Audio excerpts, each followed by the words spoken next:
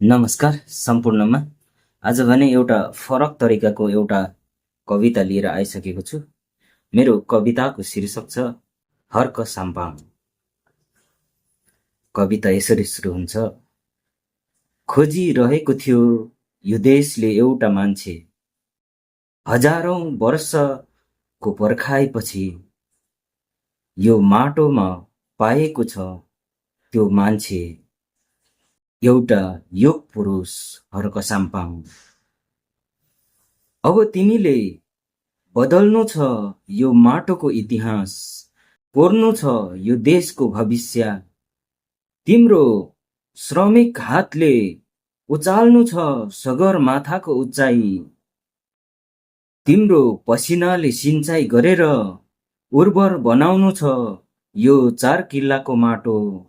अनि तिमीले नै यो माटोमा रोप्नु छ, तिमीले नै यो माटोमा रोप्नु छ एउटा सिर्जनाको नयाँ बिउ। उमार्नु छ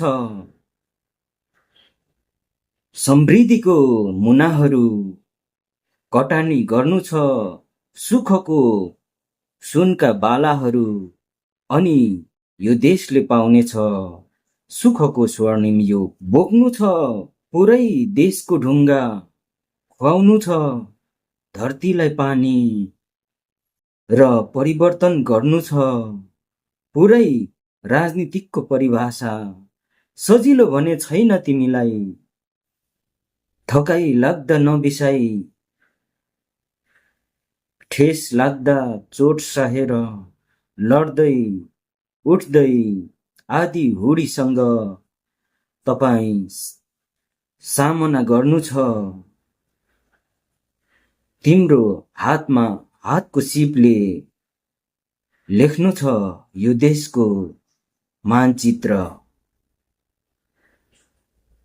बसाल्नु छ श्रम गर्ने संस्कृति, सिकाउनु छ नवप्रवर्तन, सिलाउनु छ फाटेको सीमाहरू, खन्नु छ यो देशको बाँझो खेतबारी, छर्नु छ स्वाधीनताका वीणाहरू, गर्नु छ युगान्तकारी परिवर्तन र हाम्रो सन्ततिहरूको भविष्यको खाका कोर्ने, खाका तयारी पार्ने जिम्मेवारी तिमीलाई सुम्पेका छौँ।